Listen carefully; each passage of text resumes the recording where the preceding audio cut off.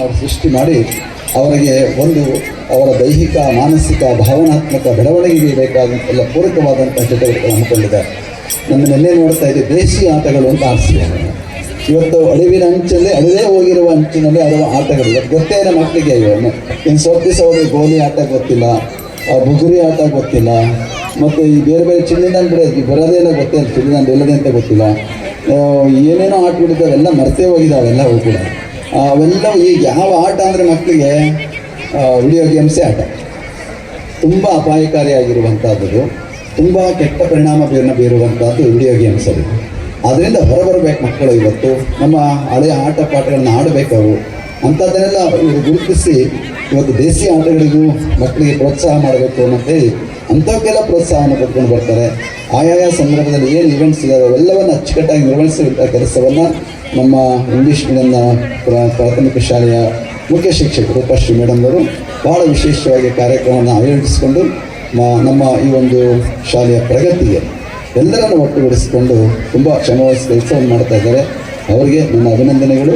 ಜೊತೆಗೆ ನಮ್ಮ ಲಿಂಗರಾಜು ನಮ್ಮ ಎಲ್ಲ ಇಂಗ್ಲೀಷ್ ಮೀಡಿಯಂ ಶಾಲೆಗಳಿಗೆ ಏನೇನು ಬೇಕು, ಯಾವ ಸಂದರ್ಭದಲ್ಲಿ ಏನು ಒದಗಿಸಬೇಕು ಅನ್ನುವಂಥದ್ದನ್ನು ಇಟ್ಕೊಂಡು ಅವರೆಲ್ಲ ಸೇರಿಕೊಂಡು ಅದಕ್ಕೆ ಆ ಸಂದರ್ಭಕ್ಕೆ ಬೇಕಾದಂಥ ಎಲ್ಲ ಉಪಕರಣಗಳನ್ನು ಸೌಕರ್ಯಗಳನ್ನು ಒದಗಿಸಿಕೊಡುವಂಥ ಕೆಲಸವನ್ನು ಮಾಡ್ಕೊಂಡು ಬರ್ತಾ ಇದ್ದಾರೆ.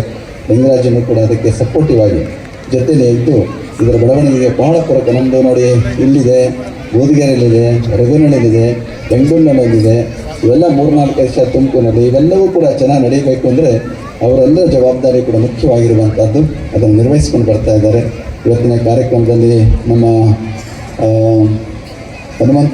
ಹನುಮಂತಪ್ಪನವರು ನೀವು ಬರೀ ಭಾಷಣ ಮಾಡ್ತಾರೆ ಅಂದ್ಕೊಂಡಿದ್ದೆ, ಆಡ್ತಾರೆ ಅಂತ ಗೊತ್ತಿರಲಿಲ್ಲ. ನೀವು ಹುಡುಗರಿಗೆಲ್ಲ ಜೋರಾಗಿ ಸ್ಫೂರ್ತಿಯಿಂದ ಆಡೋಕ್ಕೆ ಶುರು ಮಾಡ್ಬಿಟ್ರಿ. ಅದು ಮೊಬೈಲಲ್ಲಿ ಬರ್ತಾ ಇಲ್ಲ, ಅಲ್ಲಿ ನೀವು ಬಿಡ್ತಾನೆ ಇಲ್ಲ. ಆ ಹುಡುಗರಂತಾರೆ ಸಾಕು ನಿಮ್ಮದು ಬೇಡ, ಹುಡುಗರು ಆಡೋದು ನೋಡಬೇಕು ಅಂತ ಅವರಂತವ್ರೆ. ನೀವು ಇಲ್ಲ ನಮ್ಮದು ಒಂದು ಸ್ವಲ್ಪ ಕೇಳಬೇಕು ಅಂತ ನೀವು ಬಿಡ್ತಾನೆ ಇಲ್ಲ. ನೀವು ಆಟ ಆ ರೀತಿಯಲ್ಲಿ ನೀವು ಸ್ಫೂರ್ತಿಯಿಂದ ಈ ರೀತಿ ಇರಬೇಕು. ಬಹಳಷ್ಟು ವರ್ಷಟೈನ್ ಇರಬೇಕು ನಮ್ಮ ರೀತಿಯಲ್ಲಿ ಸ್ಫೂರ್ತಿದಾಯಕವಾಗಿ ಮಕ್ಕಳಿಗೆ ಒಂದು ಮಾತಾಡೋದ್ರ ಜೊತೆಗೆ ಹಾಡನ್ನು ಆಡಿದಿರಿ. ವಿಶೇಷವಾಗಿ ನಮ್ಮ ಶಿವಕುಮಾರನವರು ನಮ್ಮ ವಿದ್ಯಾಸಂಸ್ಥೆಯ ಜಾಯಿಂಟ್ ಕಾರ್ಯದರ್ಶಿಗಳಾಗಿ ಭಾಳ ಶ್ರಮವಹಿಸಿ ಕೆಲಸವನ್ನು ಮಾಡ್ತಾಯಿದ್ದಾರೆ. ನಮ್ಮ ಮೇಡಮ್ನವರು ಟಾಕ್ಲೆಸ್ ವರ್ಕ್ ಮೋರ್ ಅಂತ ಹೇಳಿ ನಮ್ಮ PRS ಹೇಳ್ತಾ ಇದ್ರು. ಅವ್ರಿಗೆ ವರ್ಕ್ ಹಾಲಿಕ್ ಅಂತ ಹೇಳಬೇಕು. ಅವ್ರಿಗೆ ಕೆಲಸ ಕೆಲಸ ಕೆಲಸ, ಬೇರೆ ಏನೂ ಇಲ್ಲ. ಕೆಲಸದಲ್ಲಿ ತನ್ಮಯ, ಅದರ ಮೆಟ್ಟ ಬೇರೆ ಏನೂ ಗೊತ್ತಾಗೋದಿಲ್ಲ ಅವ್ರಿಗೆ. ಅಷ್ಟು ಮಟ್ಟಿಗೆ ನಮ್ಮ ಸಂಸ್ಥೆಯ ಬೆಳವಣಿಗೆ ಕೆಲಸ ಕಾರ್ಯಗಳನ್ನು ನಿರ್ವಹಿಸ್ತಾ ಇರುವಂಥವರು ಇದೆಲ್ಲ ಕುರಿತು ಮಾತನಾಡಿದ್ದಾರೆ. ಶ್ರಾವ್ಯ ಮೇಡಮ್ನವರು ಬಂದಿದ್ದಾರೆ. ಅವರು ಸರಿಗಮಪ ಅದರ ಖ್ಯಾತಿಯಲ್ಲಿ ಭಾಗವಹಿಸಿ ಎಷ್ಟನೇ ಸ್ಥಾನಕ್ಕೆ ಬಂದರು,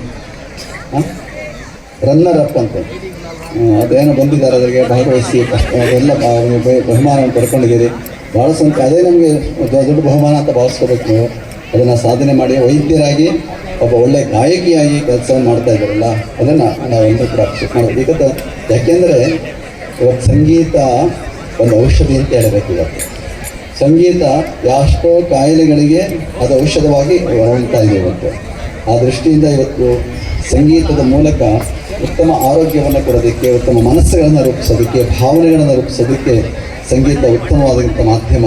ಅದರಲ್ಲಿ ನೀವು ಇಟ್ಕೊಂಡು ಉತ್ತಮ ಸಂಗೀತಗಾರರಾಗಿ, ಹಾಡುಗಾರರಾಗಿ ಕೆಲಸ ಮಾಡ್ತಾ ಇರುವಂಥದ್ದು. ಜೊತೆಗೆ ವೃತ್ತಿಯಲ್ಲಿ ವೈದ್ಯರಾಗಿಯೂ ಕೂಡ ರೋಗಿಗಳ ಸೇವೆಯನ್ನು ಮಾಡುವಂಥದ್ದು ಅಷ್ಟೇ ಮುಖ್ಯವಾಗಿರುವಂಥದ್ದು.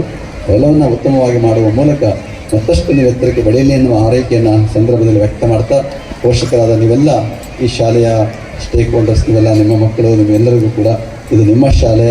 ನೀವು ಯಾವಾಗ ಬೇಕಾದ್ರೂ ಬರ್ಬೋದು, ಏನು ಬೇಕಾದರೂ ನಿಮಗೆ ಸಂಶಯ ಇದ್ದರೆ ಕೇಳ್ಬೋದು. ಅದಕ್ಕೆ ಯಾವಾಗಲೂ ತೆರೆದ ಬಾಗಿಲಿದೆ. ಇದಕ್ಕೆ ಯಾವಾಗಲೂ ಕೂಡ ನಿಮ್ಮನ್ನು ಯಾವಾಗಲೂ ಬನ್ನಿ, ನೀವು ನೋಡಿ ಬನ್ನಿ, ಕೇಳಿ ಬನ್ನಿ, ವಿಚಾರ ಮಾಡೋದಕ್ಕೆ ಅವಕಾಶ ಇರುವಂಥದ್ದು.